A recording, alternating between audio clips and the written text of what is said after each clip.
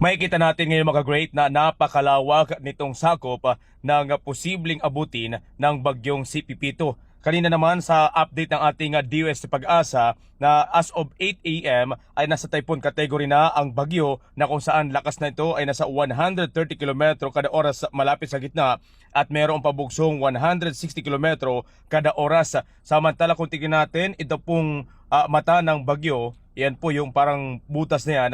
Ito po, no, yan yung mata o center po ng bagyo o sentro. So makikita natin malapit na halos sa may parte ng Mindanao. So kung tingnan natin sa baybaying area or malapit sa may Bislig, okay, sa may Kabadbaran at parte ng Surigao City. Then inaasang posibleng kapalapit mamayang hapon or gabi sa area po nitong Visayas area, part na particular sa may baybay nitong General MacArthur, dito po sa may Llorente, Burungan, Sulat, Dolores, Gamay. Asahan nyo po sa mga susunod na oras ay makaranas po ng bahagyang makulimlim dulot po nito pong bagyong si Pipito. So malawak po yung kanya pong sakop. Sa paliwanag din po ng ating pong Pag-asa, ang range na posibleng abutin nito pong bagyo ay nasa 380 km mula po doon sa gitna. So may kita natin mula dyan sa butas na yan, ito ho, para mas ma-imagine nyo po yung binabanggit natin, mula po dito po sa pinakasentro. Okay, kakount tayo ng nasa 380 kilometers. So yun po yung lawak. Kung makikita natin, ito, imagination natin, ito pong circle. So ibig sabihin, yung lawak niyan, inaasahan, ganyan po yung area na posibleng makaranas ng mga bahagyang pag-ulan, malakas po na mga ulan. So kaya nga sinasabi ng ating Pag-asa, wag lang po tayo magdepende sa pinakasentro dahil yung area na posibleng sakop nito pong bagyo at sa ngayon nasa typhoon category, inaasahan na habang kapalapit ay super typhoon. So ibig sabihin mas lalakas pa po siya, 'di ba? So ang kanyang range po ngayon, batay na rin po sa update ng ating pong Pag-asa, ay 130 km kada oras sa gitna po yan at mas malakas sa pabugsong 160. Okay? So, ibig sabihin sa mga part na yan, ganyan kalalakas na hangin ang maranasan nyo at mas lalakas pa pag nasa typhoon category na po o super typhoon category.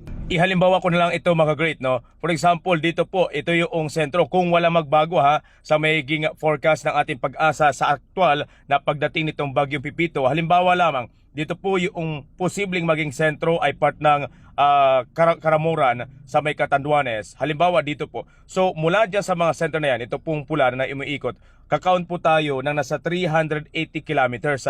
Meron akong ginawang sample, no? Papakita ko po yung larawan. Makikita nyo po, dito po ay 370 kilometers lang. Ito po yung lawak, ano? Mula dito po sa part ng Bicol area, yan po yung sa mapping. So kung ating i-count mula dito sa gilid, 'di ba, malayo po yung abot niya. So itong area part ng Legazpi, actually parang abot pa din sa may part ng Masbate na posibleng makaranas ng mga bahagya pong pag-ulan. So ingat po, no, sa ating mga kabayan at wag kampante na ay okay na kasi hindi naman tayo pinakasentro. So wag tayong kampante. Kung mas malapit kayo sa sentro within 380 kilometers, ay wag po kayong kampante dyan. Posible makaranas po ng matinding pagbaha at malakas na pag-ulan na posible ang pagkasira pa. Pag ang bagyo po ay nasa super typhoon, asahan nyo po na sobrang lakas po niyan, 'di ba? So muaring yung mga mabuwal, yung mga poste. So yung poste ng kuryente, hindi basta-basta yan, matitibay yan. So imagine niyo po, ganun kalalakas yung mga bahay po ng mga light materials, asahan nyo na posibleng liliparin po yan yung mga bubungan po ninyo. So yan po, no, dinidescribe ko lang po sa inyo ngayon yung posibleng impact, no, nitong si Bagyong Pipito. So update pa rin po tayo sa mga panibagong forecast ng ating pong DOST Pag-asa.